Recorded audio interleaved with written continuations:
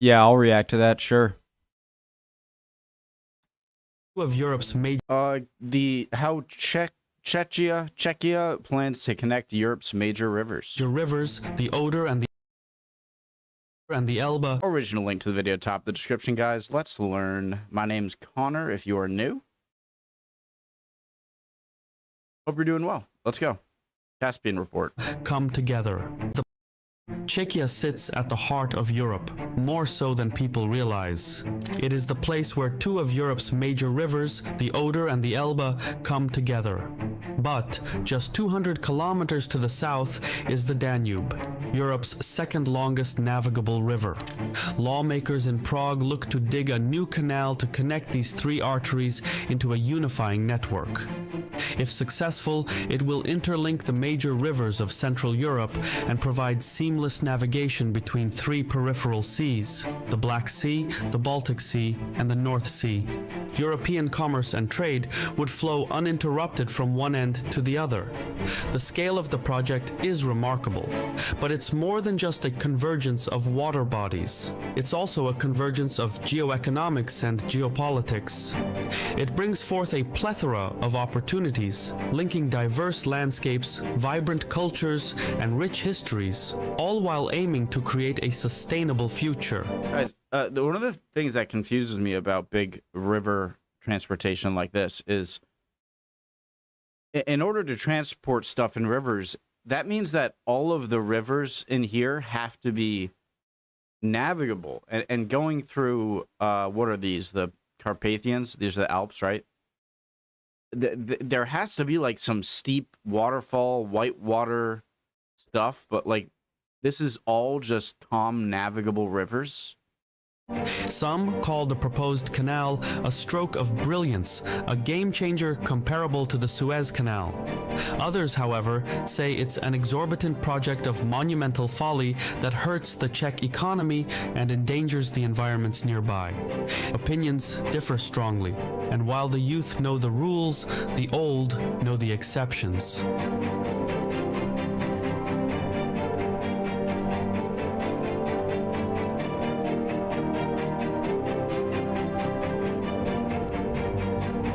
Interest is piqued. Making original content is not easy. It takes you about 15 minutes to watch this video, but it takes me dozens of hours to research and produce the best possible content. To work smarter, not just harder, I use Opera, which... Please, guys, like he just said, all of the work he puts in, I'm just watching it, okay? Please, if this interests you, use his promo codes, his links, the original link to this video, top of the description. Please, please, please. Use his stuff. Happens to be today's sponsor. Opera is a browser packed with useful features. It has a built-in AI called Aria. You just click a button and it opens a tab where you can ask Aria anything. It will immediately search the internet to bring you a quick answer. For this video, let me just quickly search for the dimensions of the Elbe River. How long is it? Okay, and now, how deep is it? Boom, there it is. It's like having a personal assistant to look up basic information while keeping my tabs and workflow in place. Speaking of tabs, Opera also allows you to organize your keeping the tabs in place. Tabs in the groups neatly. When needed, all it takes is one click to either collapse or expand them. I usually have a few dozen tabs open at the same time, so this feature is a lifesaver for me. There are tons of other efficient, time-saving features built into Opera. Wait, you can integrate social media, manage subscriptions, there's even a built-in ad blocker. All these features and more are just one click away. So save yourself time, work smarter, and declutter your online experience. Download Opera using the link in the description. It's completely free, and honestly, I can't recommend it enough. Unifying the rivers of Central Europe is hardly a new idea. That's the first time sorry. Unifying the rivers of Central Europe is hardly a new idea. In the 14th century, Emperor Charles IV of the Holy Roman Empire had built Prague into one of Europe's finest cities. But years before, Charles had laid out a vision to build a waterway that would take ships from the Oder to the Danube. It was a proposition of immense potential, especially in terms of trade, security, and power projection. Charles left the project unfinished, though. It was unfeasible at the time due to restrictions in technology, human resources, and funding. In the centuries following, countless other monarchs revived the idea, all hoping to prove their worth by stepping into the shoes of Charles. None succeeded, though. The idea of unifying Central Europe's rivers remained just that, an idea. The technology wasn't ready, and it wouldn't be ready for centuries. In the early 19th century, however, things started to change dramatically. Europe was in the midst of industrialization. The global power distribution was undergoing a transformation. Empires of old were crumbling. Asia couldn't keep up, Africa was colonized, and Europe emerged at the top of the food chain. Roughly at the same time, France had completed the Suez Canal in Egypt, which connected the Mediterranean Sea to the Red Sea. It was a marvel feat of engineering that allowed ships to bypass the lengthy trip around the southern tip of Africa. The success of the Suez Canal inspired similar projects far and wide, including the first attempt to build the Panama Canal. Meanwhile, in Europe, the hype surrounding canal and civil engineering revived the idea of unifying Central Europe's rivers. But then again, the 19th century was also a period of unforeseen political changes and dramatic technological advances. So, the idea for a canal underwent transformation after transformation, each time adjusting. Just let me go back like 15 seconds. I had to fix the But then vents. again, the 19th century was also a period of unforeseen political changes and dramatic technological advances. So, the idea for a canal underwent transformation after transformation, each time adjusting to the new geopolitical landscape and the technological shifts of the era. Various proposals were laid on the table, each with its unique approach to connecting the rivers. At the heart of each iteration was Czechia. With its central position in Europe, Czechia naturally emerged as a pivotal player in the canal's narrative. The megaproject strategically placed Czechia at the nexus of the major waterways. Detailed plans were drafted, but none were deemed economically and politically viable. The project remained largely on paper, with political upheavals, conflicts, and economic instability overshadowing the developmental aspirations. It wasn't until the 21st century that renewed interest emerged in the canal project. The collapse of the Iron Curtain and the Soviet Union brought about the long peace in Europe. All sorts of economic, environmental, and political concepts were up for reconsideration. So voice crack. So finally, Europe is calm and stable enough to actually give this a feasible chance of happening. Gotcha. In 1993, however, Czechoslovakia had disintegrated peacefully into two separate nations, Czechia and Slovakia. At the same time, the Maastricht Treaty established the European Union as a political and economic union. Prague joined that union in 2004, but something was off. Czechia became the only country in the European Union that was not directly connected to the open oceans or to navigable waterways. For added context, Czechia does have navigable rivers, but the extent of navigability and the size of vessels that can use these rivers is inadequate. Unlike the flat geography in Germany and Poland, the terrain in Czechia is characterized by rolling hills, plateaus, and mountain ranges. As such, when the Elbe and Oder rivers reach Czech soil, water depth, infrastructure, and seasonal variations in water levels restrict commercial cargo. Essentially, Czechia got the short end of the stick, and the results speak for themselves. For Prague, transportation costs account for the bulk of its imported goods. Roughly 40 to 60% of the price of imported goods is made up of transportation costs. No other member state of the European Union had such a disadvantage. Not surprisingly, in 2016, Czech President Miloš Zeman emerged as the most vocal proponent of the canal project. However, Zeman's proposal was even more ambitious than past blueprints. He sought not not only to link the Danube with the Oder, but also with the Elbe. To accomplish this, not one but two canals were needed going in a U-shape across Czechia. After years of political negotiating, the Czech government gave the green light on the first phase of the mega project. Costing a staggering 24.4 billion euros, the contemporary version of the project looks to geoengineer canals to the Danube, Oder, and Elbe rivers. Each of these rivers flows into different seas. The Danube is Europe's second longest river. It originates in Germany's Black Forest region and flows southeast through Austria, Slovakia, Hungary, Croatia, Serbia, Bulgaria, Romania. I can't believe that, the Czech Republic, Czechia is having difficulty with this because of terrain, but there's an area between going in through Austria, Hungary, and what is this, Czech Republic or Slovakia, going through this area that happens to have a little flat gully that it can go through. Moldova and Ukraine before emptying into the Black Sea. The Danube serves as a vital waterway for international trade and transport. Meanwhile, the Oder originates in the Czech Republic. It flows through Poland and, along its course, it serves as part of the Polish-German border before reaching the Baltic Sea. The Oder enables regional trade, but also provides essential water resources to the nearby nations. Finally, the Elbe River. It has its source in the Czech Republic and crosses Germany to eventually merge with the North Sea. The Elbe is a major navigation route and plays a significant role in the economic activities of the regions it flows through. So the problem is connecting it to the Mediterranean or Black Sea flowing rivers. All three rivers traverse different terrains, intersecting with diverse ecosystems, bustling cities, and industrial areas. These rivers are the lifelines for the places they go through. They facilitate trade, transport, agriculture, and serve as sources of water.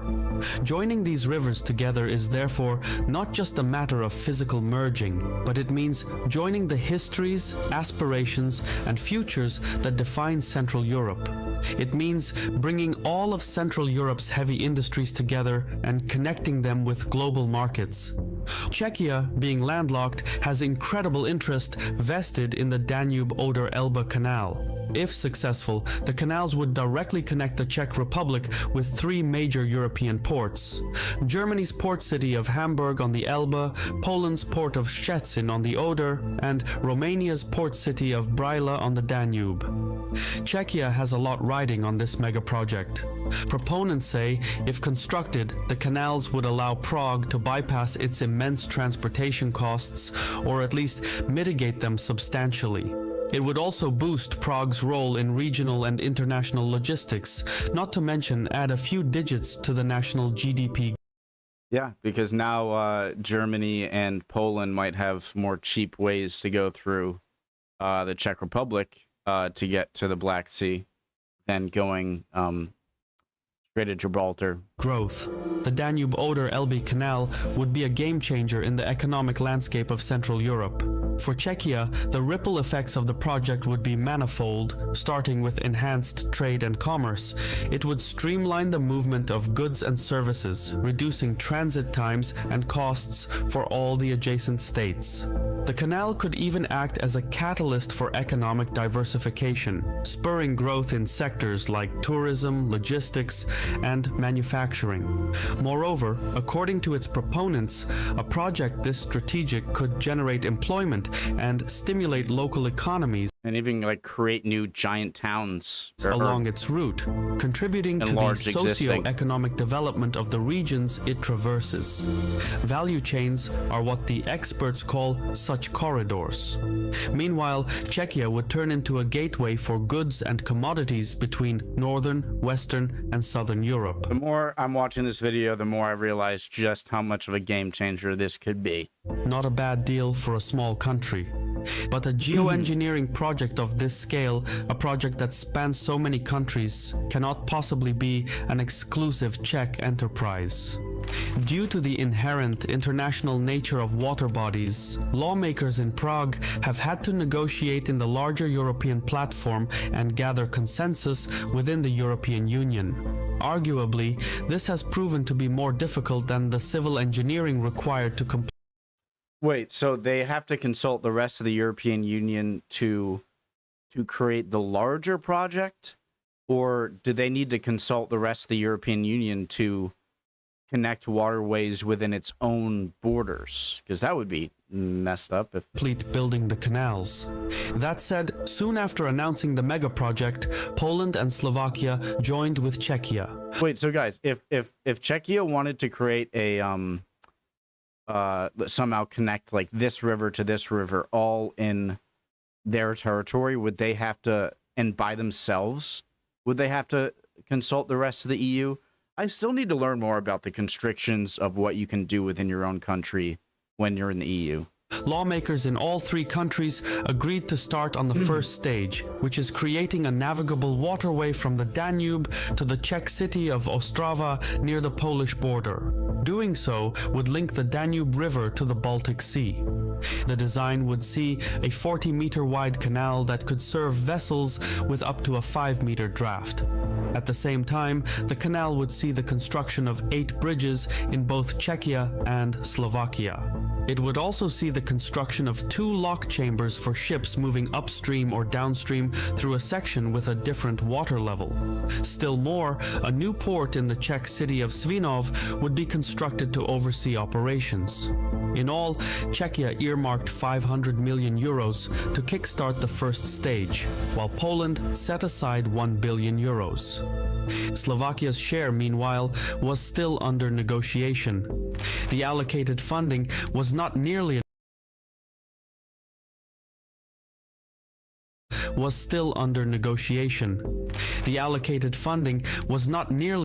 I wonder if it's as big of a benefit for Slovakia, since it seems like they can already reach the Black Sea and the North Sea. Was still under negotiation. If the allocated funding was not nearly enough to complete the first stage, but the vendors figured it would be easier to lobby for additional funding once construction had commenced. Either way, upon completion, Czechia, Poland, and Slovakia would then look to build a similar canal linking the Danube-Oder waterway to the Elbe River. If that second stage was successful, Czechia could then consider a third stage and expand its waterways by connecting the Oder and Vistula rivers at the Czech-Polish border. At this third stage of the project, Czechia would be connected to the strategic port of Gdansk in Poland. In any case, digging was set to commence in the first stage. Then, suddenly and abruptly, COVID happened. COVID. Like so many things worldwide. Thanks, China. Get your freaking food laws in order so people don't eat random animals that might have diseases that affect the whole world. Dang it. I hope China, afterwards of knowing that it came from a wet market, changed their food consumption laws. Has anyone checked on that? The pandemic and the rampant inflation that followed created all sorts of... I don't know if it was in a lab or or from a wet market. Either way, giant mess up. If honestly, it's a bigger mess up if it's the more likely that it was a wet market, because it just shows how your barbaric animal selling laws are extremely dangerous to the rest of the world, because you don't have regulations on what animals you can sell. Jesus Christ. New, unforeseen complications. Border checkpoints, delayed imports and exports, global trade slowed down, and raw materials became more difficult to come by. Even within the Schengen area, of which Czechia is part of, all kinds of logistical bottlenecks emerged. Meanwhile, the initial estimate of 24 billion euros was calculated before the pandemic. No new studies have been conducted since, but the new price for the mega project would likely be much higher. Prague hadn't committed to the total 24 billion euros. It had instead hoped to gather the mega project through a blend of public and private investments, international grants, and possibly European Union funding. Now, those ambitions may as well be pipe dreams. At a time of scrutinized spending, massive investment megaprojects like the Danube-Oder-Elbe Canal tend to spark heated public debates. Critics say the canals make no sense and point to Germany as the root of the issue. When Germany completed its own geo-engineered canal in the 1980s and linked the Rhine and Main rivers to the Danube, the project was initially a success. But as the Soviet Union collapsed, the German economy changed. Industrial activity in Germany's Bavaria region shifted eastward, and Germany started specializing in services and higher added value manufacturing. As a result, traffic along the Rhine-Main-Danube Canal dropped from 18 million tons to just 2 tons each year. Czechia and Poland were among the nations that took up those basic industrial activities, and they still do. However, this economic model is running out of steam. Czechs don't just want employment, they want better salaries and living standards on par with Western Europe.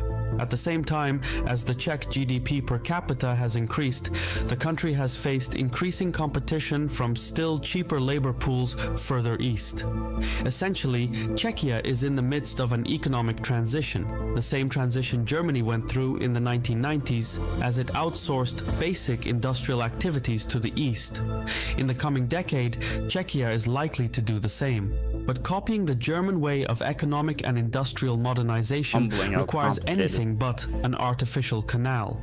Just as traffic along the German artificial canal dropped since the 1990s, it is unlikely that there would be a major shift from trucks to ships. In fact, a canal mega project designed to carry bulk cargo is somewhat counterintuitive to the Czech public need for economic development. Critics say if Czechia is to modernize its economy, it needs to look to Estonia, which presses for smart connectivity and innovation, and not so much on water transportation. The 24 billion euro price tag that comes with the canal mega project is money that could be otherwise spent on education reform and digital infrastructure. Prague has for a while struggled to encourage innovation. Boosting the annual public funding for research and development would certainly turn things around. It would be a safer bet than an artificial canal, no matter how well interconnected. So it's an investment like any other, right? You got to think rationally. Will this end up creating more money and opportunity and therefore more, better welfare for the people living there, or won't it? At the end of the day, it comes down to that. But high costs aren't the only hurdles to Czechia's waterway ambitions. Environmental concerns are just as important and just as profound. The ecological impact of a geoengineering project of this scale would undoubtedly affect local wildlife, plant life, and natural habitats.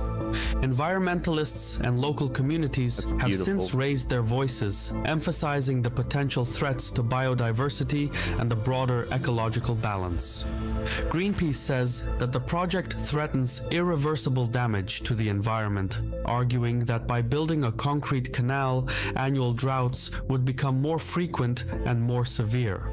Plus, the lock chambers could accelerate flood waves, which would then canalize and deepen nearby riverbeds. In times of increased precipitation, this geological change could increase the risk of flooding. Still more, if the canals were to damage the regional ecosystems, it would fundamentally violate EU environmental and nature conservation directives. The involved state would then face fines by EU legislation. The risks to the environment are high, so much so that German authorities have gone on record saying that they will not approve construction to make the stretch between the Czech and German border navigable for freight transport. All these considerations, the economic tangibility and environmental risks, show that the devil is in the details. While a canal would Germany maybe also be, because didn't they go over that they connected somewhere in here, and so if the North Sea is connected to this river here and therefore the Black Sea, is the shortcut worth it for like charging other countries to go through here? So there's so many variables. Like even if the price tag isn't over budget and you complete it, you still don't know if it's going to be used or as useful as it can be. And there might be unforeseen problems that threaten the, maybe just, go out here and over here. It's not like it's a Panama Canal situation where it's either, it's the difference between tens of thousands of miles and just, or maybe not tens of thousands, but thousands of miles, and then just a quick little skip across Central America, and now you're in the Pacific. Purifying Europe's navigable rivers sounds inspiring. Reality has a way of humbling even the grandest designs. I've been your host Shirvan from Caspian Report, so if you haven't yet subscribed, now is a good time to do so. Just remember to click the bell icon, otherwise you'll still be missing out on our latest content. Thank you for watching, and Sarol. Oh, Israel plans one. Great video, as always, from Caspian Report. As you can probably tell, I don't know really what I'm talking about when it comes to engineering and, geopolitical engineering projects, but I love learning about it, and I love hearing your guys' comments, any answers to my questions, or if you learned something, any comments at all. Love y'all. Hopefully I can continue learning with you guys in the future. Hope you can, this is a terrible conclusion. Hopefully you can like and subscribe, and I hope to see you next time. How many times did I just say hope in like 6? Bye, guys.